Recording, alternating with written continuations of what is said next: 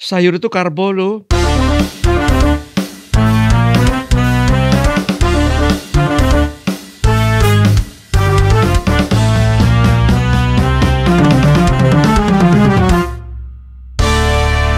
Lemak dan gula ini kan kita bisa dapatkan dari berbagai banyak hal, Dok. Nah, sebelum kita bahas mengenai lemak dan gula bisa kita dapatkan dari berbagai hal, kita kan juga membutuhkan lemak dan gula, Dok.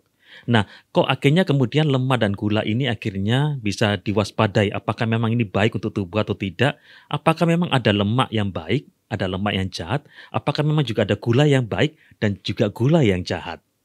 Silakan, Dok. Ya, good people, kita tahu makanan gula dan makanan lemak itu mendatangkan kenikmatan. Gula itu manis. Manis membuat kita senang, hatinya gembira, membuat kita ketawa. Makanan berlemak itu gurih. Gurih itu renyah, kriuk-kriuk. Pasti sedap. Harum lagi ya. Kalau makanan itu banyak minyaknya, itu pasti harum. Itu mengundang selera. Jadi kita tahu makanan ini sangat menarik. Tapi marilah kita ingat pula makanan ini kadang-kadang bisa mendatangkan malapetaka. Ya, mari kita bahas apa itu gula, apa itu lemak. Lemak kita kenal, ada lemak jahat, ada lemak baik. Gula juga kita kenal, ada gula baik, ada gula yang jahat. Nah, sebenarnya gula dan lemak dibutuhkan oleh tubuh kita. Gula untuk tenaga. Tanpa gula kita pusing, kita lemes, kita tidak punya tenaga. Ya, jadi kalau orang itu tidak makan, itu bisa pertama gula itu dibutuhkan untuk otak, langsung pusing dia. Begitu dikasih makan, pusingnya hilang. Itu gula. Ya. Kalau orang kekurangan gula, dia tidak punya tenaga.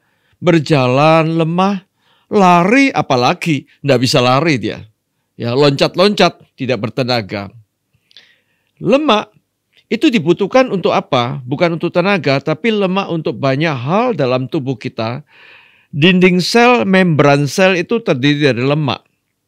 Vitamin A, D, E, K itu harus kumpul dengan lemak. Enzim hormon itu dari lemak. Syaraf itu butuh lemak. Otak kita ini penuh dengan lemak. Jadi penghantaran impuls syaraf itu perlu lemak. Kalau lemaknya kurang, bisa terjadi gangguan syaraf, misalnya geringgingan dan sebagainya. Lemak dibutuhkan. Masih ada lagi, misalnya untuk pelapis pemanas dalam tubuh kita. Saya katakan mantel tubuh kita. Kalau orang itu udah ada lemaknya, mantelnya hilang, jaketnya hilang. Lapisan lemak di bawah kulit itu hilang. Gampang kedinginan, harus pakai jaket terus, kedinginan. Ya. Nah, kalau gula itu untuk tenaga. Kalau kita tidak makan gula, kita tidak bisa bergerak. Kita loyo, lemah, letih, lesu. Jadi semua itu dibutuhkan. Nah, sekarang mari kita kenali ada lemak baik, ada lemak jahat, ada gula baik, gula yang jahat. Ya, nikmati, tapi kita atur. Tadi kan Dok sempat membahas mengenai gula itu untuk tenaga.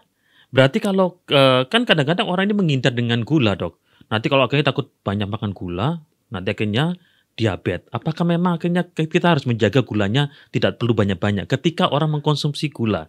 Apalagi berkaitan dengan minum, misalkan, aduh nggak udah, saya minum air putih aja deh, nggak usah minum yang lainnya. Nah ini bagaimana, Dok? Iya, ayo sekarang kita cerita tentang gula yang baik, gula yang jahat. Ya, kita tahu gula itu adalah karbohidrat. Ya, karbohidrat ada simple karbo, ada kompleks karbo. Simple karbo itu adalah gula pasir. Nah, gula pasir itu begitu masuk tubuh, tidak ada seratnya. Begitu dipecah, dihancurkan, dicernakan, diolah oleh tubuh. Sekejap mata, seperempat jam, gula langsung melonjak tinggi. Golongan itulah yang jahat. Ya, jadi gula pasir. Mungkin termasuk lagi gula Jawa, gula aren, gula batu, brown sugar. Itu semua termasuk kelompok daripada refined sugar. Jadi gula rafinasi yang diolah dari beet atau dari tebu. Cane sugar atau beet sugar. Jadi kita tahu isinya itu sukrosa. Jelek sekali. Nanti ada lagi yang namanya complex sugar. Complex sugar artinya karbohidrat itu bercampur dengan banyak fiber, banyak serat. Kalau banyak serat, berarti lama cernanya, lambat nyerapnya. Sehingga gulanya naiknya lambat. Nah, itu kita dapatkan dari golongan yang banyak serat, yaitu golongan sayur dan buah. Oke. Sayur itu karbo loh, selulosa. Buah itu juga karbo, fruktosa. Di antaranya masih banyak lagi. Ya, jadi kita tahu ada yang jahat, ada yang baik. Ya, gula yang baik itu sebetulnya urutannya adalah gula alami. Kita tahu ada gula alami. Gula alami apa? Buah itu gula alami. Isinya fruktosa penuh dengan serat. Apalagi susu itu gula alami. Karena susu itu dalamnya laktosa, galaktosa. Itu juga gula. Nah, sekarang banyak orang diolah. Lalu misalnya buah diolah menjadi fruit juice. Dikasih ini dan itu. Seratnya hilang. Nah, itu mendatangkan bahaya bagi kesehatan. Nah, ini berarti good people, kita ini sekarang mengetahui satu pengetahuan yang baru nih mengenai simple carbo, yaitu itu ada gula pasir, kemudian juga gula aren, itu juga termasuk di dalamnya. Kemudian juga ada complex sugar. Complex sugar ini bisa didapatkan di sayur dan buah. Nah, ini pilihannya untuk kita ini semakin lebih jeli lagi ya, mana yang harus kita gunakan. Dok, itu kalau gula. Nah, bicara mengenai lemak ini, Dok. Tadi dokter sempat menyampaikan seperti quote ya, seperti penghangat tubuh kita. Dok, ketika makan lemak itu kan selalu berkaitan dengan daging. Nah, ketika good people makan, enggak deh, saya nggak makan lemaknya, akhirnya dagingnya aja. Apakah memang itu lebih baik ketika akhirnya kita makannya hanya, ya sudah tidak perlu lemaknya daging, hanya dagingnya saja.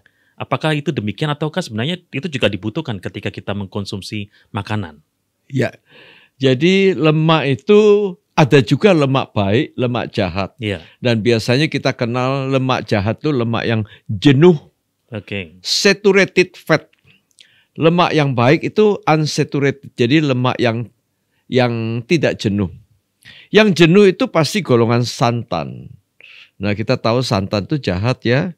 Ya, bahkan kalau kita lihat dalam buku-buku namanya tropical oil. Tropical oil itu dari palm oil, coconut oil, ya. Kelihatannya tumbuh-tumbuhan ya, tapi ternyata minyak jahat. Ada lagi golongan gorengan. Gorengan, semua goreng yang sudah jadi kering, jadi trans fat. Jadi mengalami hidrogenasi. Jadi mengalami makanan itu digoreng lalu menjadi kering, menjadi jenuh sekali. Nah, itu minyak jahat. Jadi kita tahu kentang goreng misalnya, ayam goreng misalnya, ya, walaupun itu singkong goreng, ya, atau semua pisang goreng, semua kriuk-kriuknya itu jadi jahat, ya. Lalu apalagi jeroan, oh itu jahat sekali. Itu pasti lemak jenuh, lemak dari jeroan dulu. Usus, hati, paru, otak, kikil, buntut, wah banyak sekali. Itu semua adalah lemak jahat. Nah, daging, gajinya itu pasti lemak jahat. Dagingnya sendiri, sapi, babi, kambing, bebek. Itu semua dagingnya sendiri mengandung LDL kolesterol yang banyak. Itu lemak jahat juga. Ya. Lalu kita pilih, mestinya kita alihkan ke arah ikan dan ayam bagian chicken breast, dada. Disitulah lemaknya, LDL-nya lebih sedikit. Bahkan ikan laut itu ada omega 3, itu HDL, lemak yang baik. Ya, jadi kita jauhi seperti itu.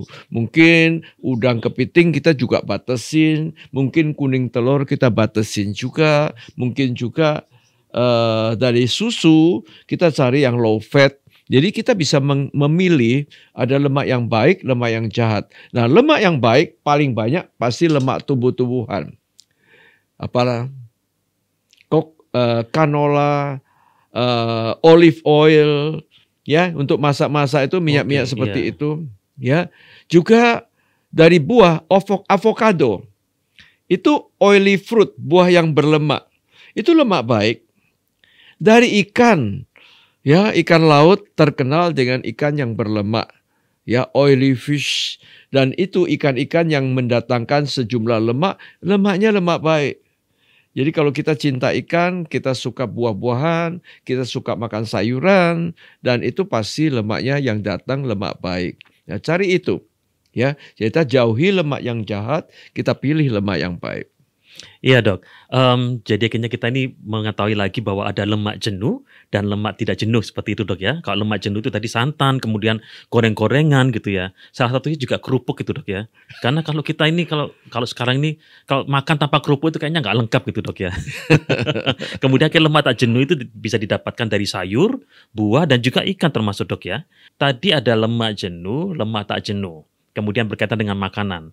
Yang menarik dok, tadi dokter sudah sebutkan babi, kemudian tadi juga bebek, itu ada lemak-lemak jahatnya dok ya. Nah, apakah bisa good people ini menggunakan prinsip seperti ini? 1 tahun saya makan babi atau saya makan bebek atau saya makan daging-daging berlemak itu selama 1 tahun hanya 10 kali. Apakah itu boleh dok? Ketika mereka menggunakan prinsip seperti itu supaya lemaknya yang jahat tidak banyak. Apakah itu boleh dok? Ya, saya mengambil strategi perang dari Sun Tzu. Oke, ini menarik nih. Jadi ketika saya baca buku, dikatakan di sana kalau kita mau menangi peperangan, kita harus tahu keadaan kita dan keadaan musuh kita. Musuh kita apa? Penyakit diabetes, obesitas, jantung, stroke, itu musuh kita. Diri kita harus tahu kolesterol kita berapa sih, kadar gula kita berapa sih, berat badan kita berapa, sekarang apakah kita sudah overweight, lingkar perut kita apa sudah berlebihan. Kalau kita sudah tahu kekurangan-kekurangan kita, ayo stop semua. Kalau kita sudah kegemukan, kolesterol kita sudah selangit, trigliserid kita sudah tinggi, jangan makan seperti itu. Tapi kalau kita melihat kolesterol bagus, LDL, HDL kita tinggi, bagus kan? Trigliserid kita bagus, gula kita HbA1c kita oke-oke aja, 5,3, 5,4, bagus kan? Dan kita tidak gemuk perut kita, dan kita rajin bergerak badan. Kita dalam keadaan kita bagus sekali. Ya, musuh ini masih jauh. Boleh kita makan, tapi kemudian batasin, kemudian bergerak badan, bakar kalori. Jadi kita tidak usah khawatir.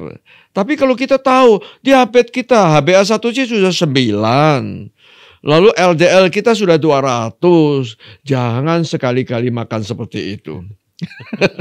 Dok, tadi boleh diulang dok, strategi apa tadi dok perangnya nih dok?